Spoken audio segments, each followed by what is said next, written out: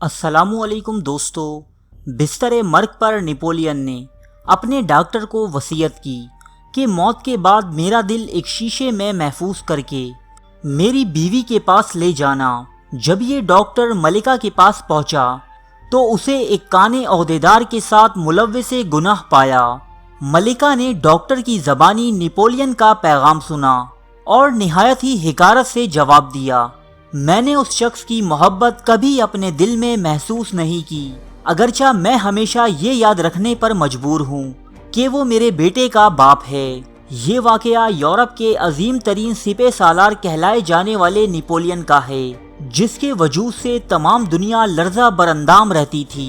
مولانا ابوالکلام آزاد لکھتے ہیں کہ 18ویں صدی عیسوی میں نپولین بوناپارٹ کا ظہور انسانی اولو العزمی کا ایک عظیم اظہار تھا۔ شاید ہی یورپ کے کسی انسان کی نسبت دنیا نے اس قدر کہا اور سنا ہو جس قدر اس غیر معمولی انسان کی عجیب و غریب دماغی قوتوں کی نسبت کہہ اور سن چکی ہے۔ بہرحال اگر آپ نپولین کی فتوحات اور اس کی کامیابیوں کے متعلق جاننا چاہتے ہیں تو ہماری ویڈیو نپولین بوناپارٹ ملاحظہ کر سکتے ہیں، جبکہ اس ویڈیو میں ہم نپولین کی محبوباؤں اور اس کی عشقیہ داستانوں پر بات کریں گے۔ نپولین میدان جنگ میں جتنا عظیم تھا، اس کی ذاتی زندگی میں اتنی ہی اخلاقی گراوٹ اور نامرادی نظر آتی ہے۔ کہیں وہ لڑکپن کے زمانے میں کیرولین کولوبیا نامی حسینہ کے عشق میں گرفتار نظر آتا ہے، تو کہیں عین جوانی میں ایک بوڑھی عورت میڈم پرومون پر عاشق ہو کر اسے شادی پر اکساتا ہے۔ شروعات کرتے ہیں نپولین کے پہلے عشق سے۔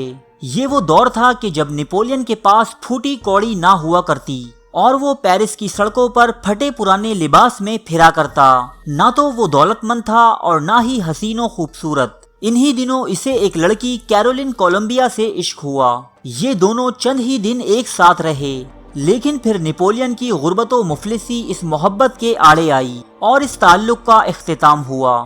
اس واقعے کے کچھ عرصے بعد ہی ایک دوسری لڑکی نپولین کی زندگی میں داخل ہوئی۔ نپولین جو شروع سے ہی سخت ترین طبیعت کا مالک تھا، اس نے بے وجہ اپنی اس نئی محبوبہ پر پابندیاں عائد کر دیں، یہاں تک کہ اسے کسی دوسرے شخص کو دیکھ کر مسکرانا تک منع تھا۔ ان حالات سے تنگ آ کر اس لڑکی نے نپولین کو زہر دینے کی کوشش کی، لیکن نپولین بال بال بچ نکلا۔ کچھ عرصے بعد نپولین کو ایک بوڑھی عورت میڈم پرومون سے محبت ہوئی، جو اس قدر بڑی کہ ایک لمحہ بھی نپولین کو اس سے جدائی گوارا نہ تھی۔ نپولین نے اس سے باضابطہ شادی کر لینے کی درخواست کی، جس کے جواب میں اس عورت نے نپولین کو ڈانٹتے ہوئے کہا، کیا تم لوگوں کی نظروں میں میرا اور خود کا مذاق بنوانا چاہتے ہو؟ میں تمہاری بیوی کم اور ماں بننے کے زیادہ قابل ہوں۔ غرض یہ تعلق بھی کسی نامعلوم انجام پر ختم ہو گیا۔ اس کے بعد نپولین کی زندگی میں پولینڈ سے تعلق رکھنے والی ایک لڑکی ویلسکا آئی اور کچھ دن بعد ہی نپولین کی جابرانہ طبیعت کے سبب اسے چھوڑ گئی۔ نپولین کی اخلاقی بیرا روی کی حد تب واقع ہوئی جب اس نے اپنے ہی بھائی کی محبوبہ ڈیزیرا پر زبردستی قبضہ جما لیا، اور اس کا چھوٹا بھائی جو نپولین کی سخت طبیعت سے خوف کھاتا تھا، اس کے سامنے زبان تک نہ کھول سکا۔ نپولین کی عیاشیوں کا یہ دور ابھی جاری ہی تھا کہ 1795 عیسوی جب نپولین صرف 25 سال کا تھا اور آہستہ آہستہ شہرت کی سیڑھیاں چڑھ رہا تھا، اس کی زندگی میں جوزیفائن نامی ایک بیوہ داخل ہوئی۔ اس عورت کے 2 بچے تھے اور اس کا سابقہ شوہر انقلاب فرانس کے دوران مارا گیا تھا۔ یہ ایک انتہائی خوبصورت عورت تھی۔ نپولین جوزیفائن کو دیکھتے ہی اس کی حسین زلفوں کا اسیر ہوا، اور اس عورت یعنی جوزیفائن نے بھی اپنی غربت سے چھٹکارا پانے کی خاطر نپولین سے خوب تعلقات بڑھانے شروع کر دیے۔ نتیجہ ان دونوں کی شادی کی صورت میں سامنے آیا۔ اس شادی کے وقت جوزیفائن کی عمر نپولین سے 7 سال زیادہ تھی، لیکن وہ تھی انتہائی خوبصورت اور نپولین مکمل طور پر اس کے قابو میں تھا۔ اس شادی کو چند ہی دن گزرے تھے کہ نپولین کو اٹلی کے محاذ پر جانا پڑا۔ یہ جنگ 1 سال تک جاری رہی۔ وہاں نپولین میدان جنگ میں مصروف تھا تو دوسری طرف جوزیفائن کی عیاشیاں بام عروج پر تھیں۔ نپولین کے سبب اسے پیرس میں بہت عزت اور مقام حاصل تھا، سو اس نے بڑے بڑے لوگوں سے تعلقات بڑھائے۔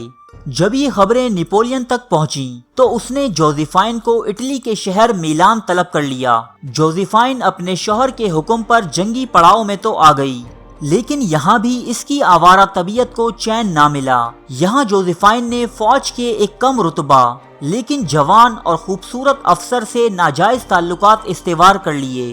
ان تعلقات کی خبریں نیپولین تک پہنچ گئیں، لیکن وہ اپنی بدنامی کے ڈر سے خاموش رہا۔ اتنا ضرور کیا کہ اپنے اس رقیب کو فوج سے نکال کر واپس پیرس بھیج دیا۔ اٹلی کی جنگ سے فارغ ہونے کے بعد نیپولین مصر چلا گیا اور ملکہ جوزیفائن تو جیسے قید سے آزاد ہو گئی ہو۔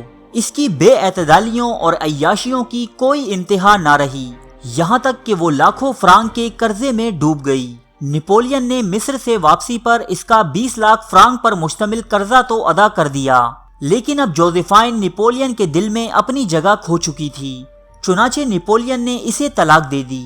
کچھ لوگ اس طلاق کی وجہ نیپولین اور جوزیفائن کی اولاد نہ ہونے کو بھی قرار دیتے ہیں۔ جوزیفائن کے بعد نیپولین نے آسٹریا کی شہزادی میری لوئس سے شادی رچائی۔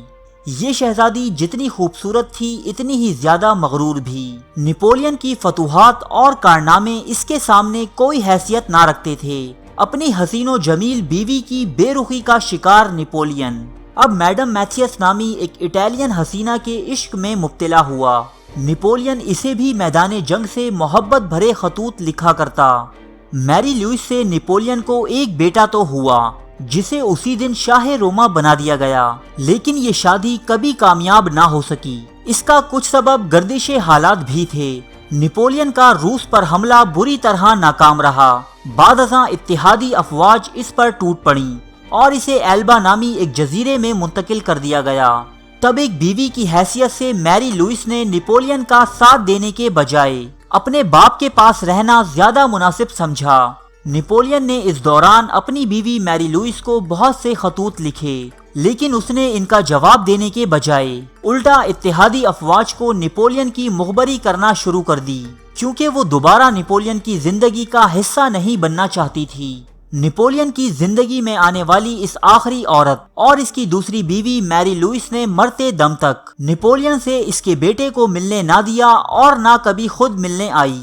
نیپولین ان کی یاد میں اس قدر دل گرفتہ تھا کہ بستر مرگ پر اس نے اپنے ڈاکٹر کو یہ وصیت کی کہ موت کے بعد میرا دل شیشے میں اتار کر میری بیوی میری لوئس کے پاس لے جانا۔ لیکن جب یہ ڈاکٹر یورپ کے اس عظیم ترین سالار کا دل لے کر ملکہ میری لوئس کے پاس حاضر ہوا تو وہ ایک کانے عہدیدار کے ساتھ ہمبستری میں مصروف تھی۔ ملکہ نے نیپولین کا پیغام نہایت حقارت سے سنا اور کہا کہ میرے دل میں اس شخص کے لیے کوئی محبت نہیں، میں صرف یہ بات یاد رکھنے پر مجبور ہوں کہ وہ میرے بیٹے کا باپ ہے۔ اور یوں کئی لڑکیوں کے حسن سے کھیلنے والا یہ شخص جس کی ہمت کی مثالیں یورپ دیتا ہوا نہیں تھکتا، زندگی کے آخری دنوں میں اپنی بیوی اور بچے سے ملنے کی آرزو لیے اس دنیا سے رخصت ہوا۔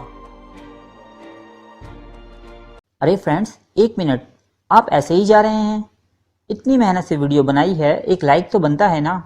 اور دوسرا یہ کہ آپ ہمیں اتنی بڑی دنیا میں دوبارہ کیسے ڈھونڈیں گے؟